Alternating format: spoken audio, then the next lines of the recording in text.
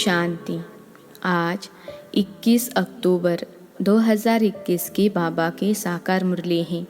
मुरली के महावाक्य है, मीठे बच्चे, तुम्हारे जैसा सौभाग्यशाली कोई नहीं, क्योंकि जिस बाप को सारी दुनिया पुकार रही है वह तुम्हें पढ़ा रहे हैं, तुम उनसे बातें करते हो। प्रश्न है, जिन बच्चों को विचार सागर मंथन करना आता है उनकी निशानी क्या होगी? उत्तर है, उनकी बुद्धि में सारा दिन यही तात लगी रहती कि कैसे सबको रास्ता बताएं, कैसे किसका कल्याण करें। वह सर्विस के नए नए प्लान बनाते रहते हैं। उनकी बुद्धि में सारा ज्ञान टपकता रहता है। वे अपना टाइम वेस्ट नहीं करते। ओम शांति। बच्चों के आगे निराकार परमपिता परमात्मा बोल रहे हैं। यह बच्चे ही जानते हैं। भगवान को ऊंच कहा जाता है। ऊंचा उनका ठाव है। रहने का स्थान तो मशहूर है। बच्चे जानते हैं हम मूल वतन में रहने वाले हैं। मनुष्यों को इन सब बातों का पता नहीं है। गॉड फादर बोलते हैं, तुम बच्चों बिगर ऐसा कोई मनुष्य नहीं जिसको पता हो कि निराकार भगवान बोलते हैं। निराकार होने के कारण कोई की बुद्धि में नहीं आता है कि भगवानुवाच कैसे हो सकता है। पता न होने के कारण गीता में कृष्ण का नाम दे दिया है।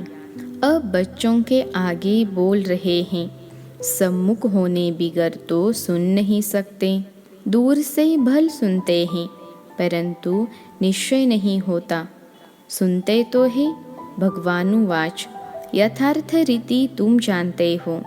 भगवान तो शिव बाबा हैं। प्रैक्टिकल में जानते हो बाबा हमको ज्ञान सुना रहे हैं। तुम्हारी बुद्धि झट ऊपर में चली जाती है। शिव बाबा ऊंचते ऊंच रहने वाला है। जैसे कोई बड़े आदमी क्वीन आदि आती है तो जानते हैं यह फलानी जगह की रहने वाली है, इस समय यहाँ आई हैं। तुम बच्चे भी जानते हो बाबा आया है हमको ले जाने। हम भी बाबा के साथ वापस जाएंगे। हम परमधाम के रहने वाले हैं। तुमको अब बाप और घर याद पड़ता है। वही बाप सृष्टि का रचयिता है। बाप ने आकर तुम बच्चों को मूल वतन, सूक्ष्म वतन, स्थूल वतन का राज समझाया है। जिसकी बुद्धि में है वही समझेंगे। बरोबर हम पुरुषार्थ कर रहे हैं भविष्य 21 जन्मों के लिए बाप से वर्षा लेने। पुरुषार्थ तो करना ही है। पुरुषार्थ को कभी भी छोड़ना नहीं है। स्कूल के बच्चे जानते हैं जब तक इम्तहान हो तब तक हमको पढ़ना ही पड़ता है। एम ऑब्जेक्ट रहती है। हम बड़े ते बड़ा इम्तहान पास करेंगे। एक कॉलेज छोड़ दूसरे तीसरे में जाएंगे। मतलब तो पढ़ते रहना है। बड़े आदमी का बच्चा होगा तो ज़रूर बड़ा इम्तहान पास करने का ख्याल होगा। तुम जानते हो हम बहुत बड़े बाप के बच्चे हैं। दुनिया में किसको पता नहीं है हम शिव बाबा की संतान हैं। तुम बहुत बड़े ऊंचते ऊंच बाप के बच्चे हो। बहुत बड़ी पढ़ाई हो। जानते हो यह ऊंचते ऊंच पढ़ाई है। पढ़ाने वाला बाप है तो कितना उमंग और खुशी में रहना चाहिए, यह किसको भी समझा सकते हो। हम बहुत बड़े ते बड़े बाप के बच्चे हैं। बहुत बड़े सद्गुरु की मत पर हम चलते हैं। टीचर की गुरु की मत पर चलना होता है ना, उनको फॉलोअर कह देते हैं। यहाँ बाप की मत पर भी चलना है, टीचर की मत पर भी चलना है, तो गुरु की मत पर भी चलना है। तुम जानते हो वह हमारा बाप, टीचर, सदगुरु हैं। उनकी मत पर ज़रूर चलना है। यह तो एक ही है, ऊंचते ऊंच है शिव बाबा। वह बोलते हैं। बाबा बच्चों से पूछते हैं। शिव बाबा बोलते हैं।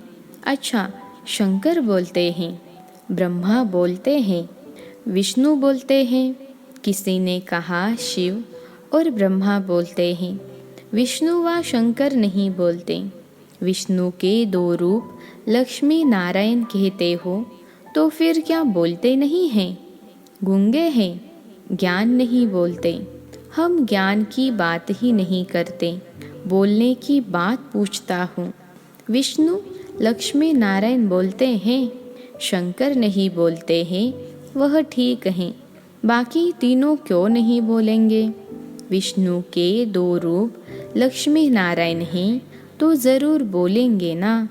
मनुष्य शिव बाबा के लिए समझते होंगे कि वह निराकार कैसे बोलेंगे। तुम बच्चे जानते हो, शिव बाबा भी इसमें आकर बोलते हैं। ब्रह्मा को भी बोलना होता है, एडॉप्टेड है ना। सन्यासी लोग भी अपना नाम सन्यास के बाद बदली करते हैं। तुमने भी सन्यास किया है तो तुम्हारा नाम बदलना चाहिए। पहले बाबा ने नाम रखे, परंतु देखा कि नाम रखे हुए भी मर पड़ते हैं। आश्चर्यवत सुनंती, कथनती, भागंती हो जाते हैं। इसलिए कितने नाम रख, कितने का रखे। आजकल तो माया भी बहुत तेज है। बुद्धि कहती है जब लक्ष्मी नारायण का राज्य था तो उसको विष्णुपुरी कहा जाता था। यह एम ऑब्जेक्ट बुद्धि में है। विष्णु के 2 रूप लक्ष्मी नारायण राज्य करते हैं तो बोलते क्यों नहीं होंगे? बाबा यहाँ की बात नहीं करते हैं। मनुष्य तो कहेंगे निराकार कैसे बोलेंगे? उनको यह पता ही नहीं है कि निराकार कैसे आते हैं। उनको पतित पावन कहते हैं। वह ज्ञान का सागर भी है, चैतन्य भी है, प्यार का सागर भी है। अब प्यार प्रेरणा से तो होता नहीं है, वह भी इसमें प्रवेश कर बच्चों को प्यार कर सकते हैं ना।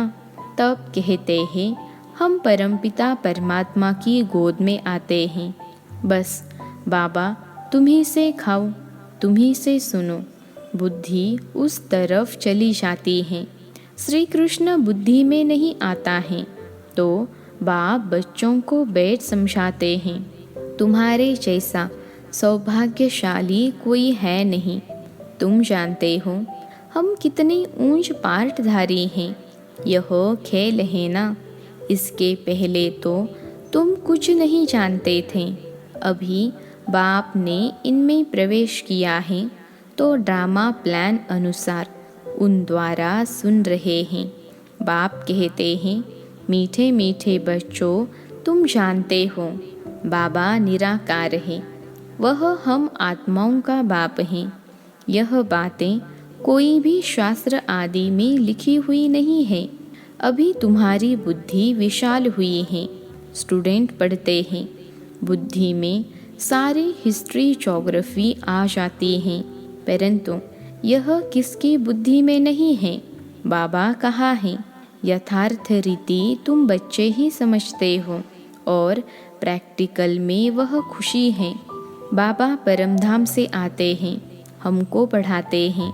सारा दिन आपस में यही रूह रिहान होनी चाहिए। सिवाय इस ज्ञान के बाकी सब ही सत्यानाश करने वाली बातें। शरीर निर्वाह अर्थ तुमको धंधा आदि भी करना है और साथ साथ यह रूहानी सर्विस भी। तुम जानते हो बरोबर यह भारत स्वर्ग था। इन लक्ष्मी नारायण का राज्य था। जो भी देवताओं के चित्र हैं उनका यथार्थ ज्ञान बुद्धि में आ गया है। नंबर 1 लक्ष्मी नारायण का चित्र उठाओ, विचार करो। बरोबर यह भारत में राज्य करते थे तो एक ही धर्म था। रात पूरी हो, दिन शुरू हुआ, अर्थात कलियुग पूरा हो। सतयुग शुरू हुआ, कलयुग है रात, सतयुग है सुबह। विचार सागर मंथन करना है कि इन्होंने यह राज्य कैसे पाया। जैसे कहा जाता है, सागर में पत्थर डालो तो लहरें उठेगी, तो तुम भी पत्थर मारो, मनुष्यों को समझाओ, यह ख्याल करो। भारत में देवी देवताओं का राज्य था ना, जिन्होंने ही फिर भक्ति मार्ग में मंदिर बनाए हैं, जिसको फिर लूट गए हैं। कल की बात है, अभी भक्ति मार्ग है तो ज़रूर उसके आगे ज्ञान मार्ग होगा। यह सब बातें अभी तुम्हारी बुद्धि में हैं। बाप भी आकर अपनी जीवन कहानी बताते हैं, तुमको यह याद क्यों नहीं पड़ती हैं।